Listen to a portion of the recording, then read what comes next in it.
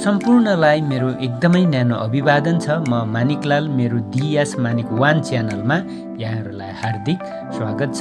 आज म यहाँहरूलाई आजभोलि एकदमै चलिराखेको सेलुलर नरिसमेन्ट थेरापी भनेको के हो भन्ने बारेमा जानकारी दिन गइराखेको छु। हाम्रो शरीर लगभग 30 ट्रिलियन साना कोषहरू मिलेर बनेको हुन्छ।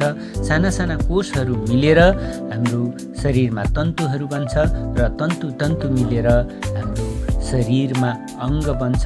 अङ्ग मिलेर प्रणाली बन्छ र प्रणालीहरूको संयोजनबाट हाम्रो पुरा शरीर बनेको हुन्छ।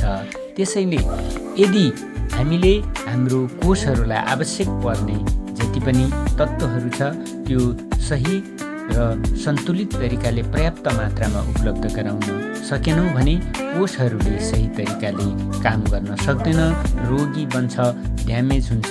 त्यस कारणले गर्दाखेरि हामी रोगी बन्न पुग्छौँ।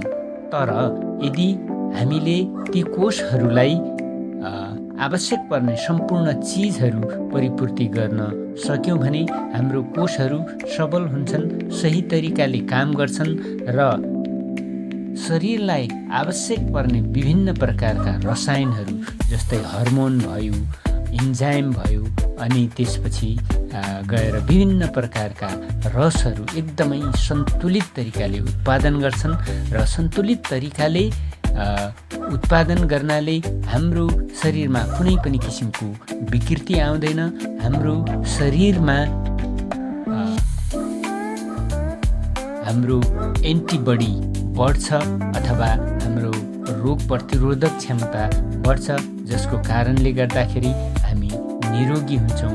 हाम्रो कोषहरूको आयु बढ्छ, जसले गर्दा हामी दीर्घजीवी हुन्छौँ। हो, यही सिद्धान्तमा आधारित रहेर कमजोर र इफेक्टिभ कोषहरूलाई नरिसमेन्ट गरेर यानि कि पोषण गरेर उपचार गरिने जुन पद्धति छ, यस पद्धतिलाई सेल नरिसमेन्ट थेरापी अथवा पोषकीय पोषण उपचार पद्धति भनेर भनिन्छ।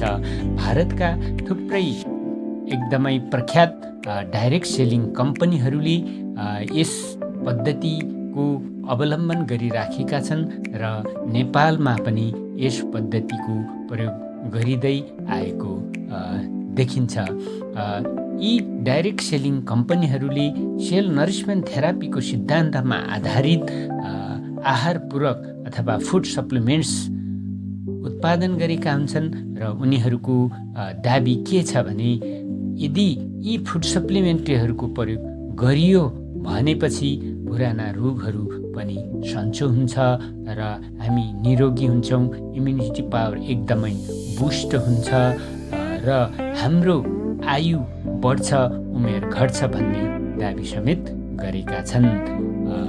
साथीहरू, हामीलाई सेल नरिसमेन्ट थेरापीका लागि कस्ता किसिमका उत्पादनहरू हुन्छन् र उपयोग गर्नका लागि कहाँ कसरीबाट प्राप्त गर्न सकिन्छ भन्ने बारेमा जानकारी आवश्यक परेमा मेरो अर्को भिडियो हेर्नुहोला।